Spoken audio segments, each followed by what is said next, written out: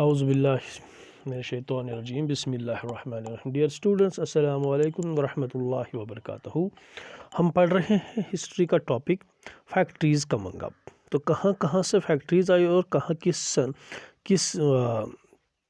Date पे कहाँ पे फैक्ट्रियाँ इस्टेब्लिश की गई। तो अर्ली एंटरप्रेन्योर्स मैंने उस पर बात की कि कौन कौन से बिजनेसमैन थे, कौन कौन से ग्रुप्स थे जो बिज़नेस से ताल्लुक़ रखते थे, चाइना के साथ करते थे, मतलब डिफरेंट जो इंडियन बिजनेसमैन से ये कैसे उन्होंने अपने जो एंटरप्रेन्योर्स हैं वो कैसे इस्टेब्लिश किए।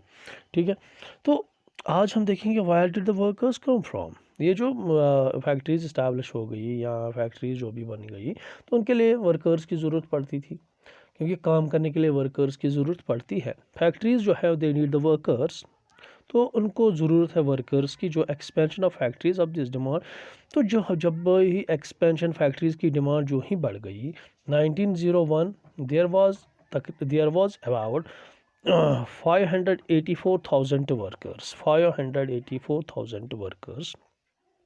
ठीक है, about 5,84,000 workers in the Indian factories by 1946।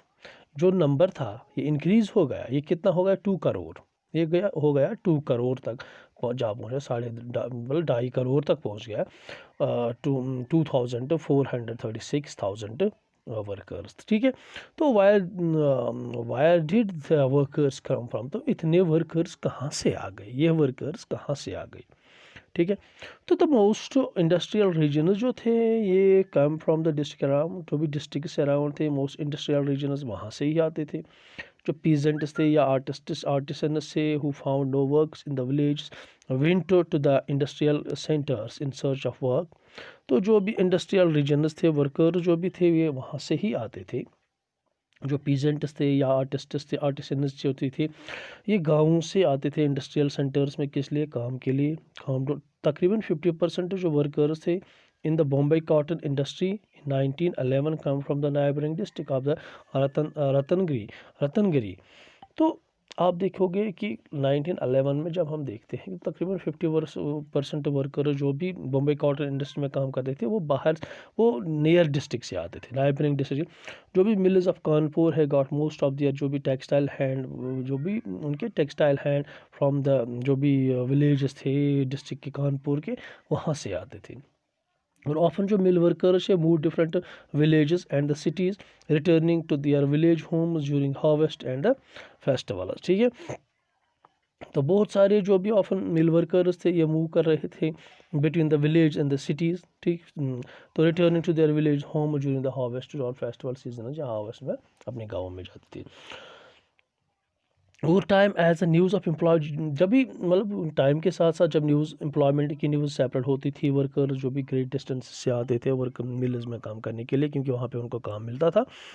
From the united जो भी provinces for instance they went to work in the textile mills of Bombay.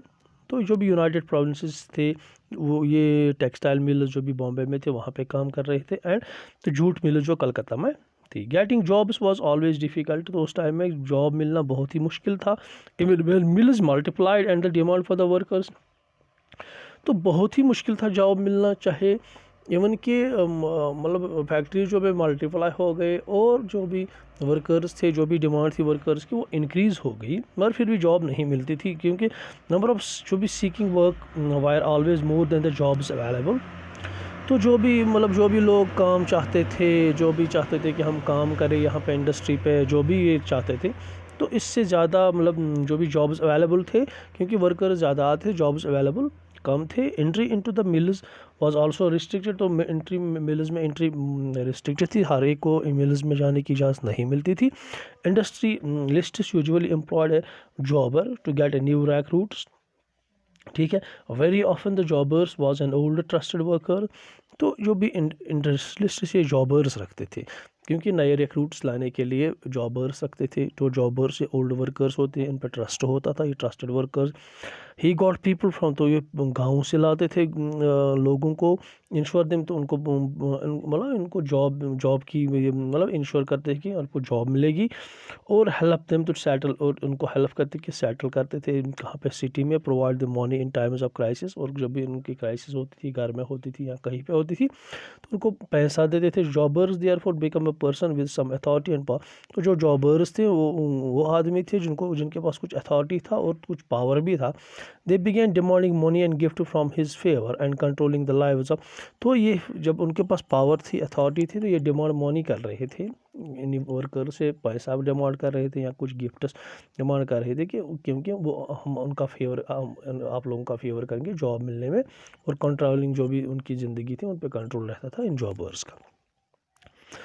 जो भी number of the factory workers increase over time, तो increase जो है मतलब time के साथ साथ नंबर ऑफ़ फैक्ट्री वर्कर्स भी इंक्रीज होने लगा। However as you will see small proportion of the total industrial workers, जो वर्क फोर्स था, तो ये आप देखोगे कि ऐसे ही चलता था, ठीक है।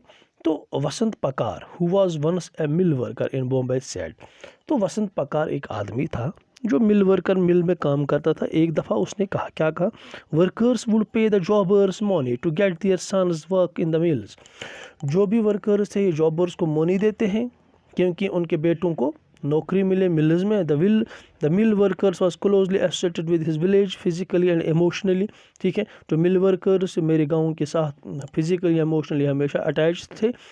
ही would go home to cut the harvest and for sowing, ठीक है।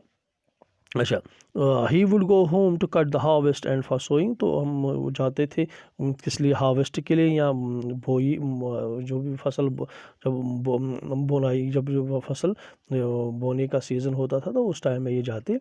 The Konkoni would go home to cut the paddy and the gati, the sugarcane. It was an accepted practice for which the mills granted leave. तो फिर उनको मिलती थी paddy लगाने के लिए या शुगर कैन काटने के लिए उनको लीव मिलती थी, तो ये मिल्स में ये एक्सेप्ट होता था। मीना मेमू नीरा एंड 100 ईयर्स 100 बॉय, ठीक है। तो ये था वर्कर्स कहाँ कहाँ से आते थे। तो आपको ये अब पता चला कि वर्कर जो गाँव से, जो भी नियर बाई विलेजेस थे या डिस्ट्रिक्ट्स थे इंडस्ट्रियल एरियाज़ के, वहाँ से आते थे। उन वहाँ पे एक जॉबर होता था जिनको जॉब प्रोवाइड करता था, जो उनको जॉब देने की मतलब इंश्योर करता कि हम आपको जॉब देंगे, आपको सेटल करवाएंगे सिटी में, आपका रहने सहने सब कुछ का इंतज़ाम हो जाएगा, और फिर वहाँ से उनको फेवर, अपना फेवर लेने के लिए हम आपको फेवर करेंगे, ये चीज़ें बताकर उनसे मनी लिया जाता था और पैसा, और उनसे मतलब एक तो गिफ्ट्स लिए जाते थे, पैसे लिए जाते थे, और उनकी जो भी कंट्रोल था लाइव्स पे तो वो जॉबर्स का ही रहता था। तो because they are very influential people, ये बड़े ही इन्फ्लुएंशियल पीपल थे और इनकी मतलब बड़ा ही पावर था। दे हैड सम पावर, उनको पास वही पावर है जो इंडस्ट्रियलिस्ट्स ने उनको दिया था। ठीक, पिक्यूलरिटीज़ ऑफ इंडस्ट्रियल ग्रोथ, तो अब हम देखेंगे कि इंडस्ट्रियल ग्रोथ कैसे हो गया, ठीक है, कि क्या पिक्यूलरिटीज़ थे इंडस्ट्रियल ग्रोथ का, तो ये हम नेक्स्ट वीडियो में देखेंगे। अब तक के लिए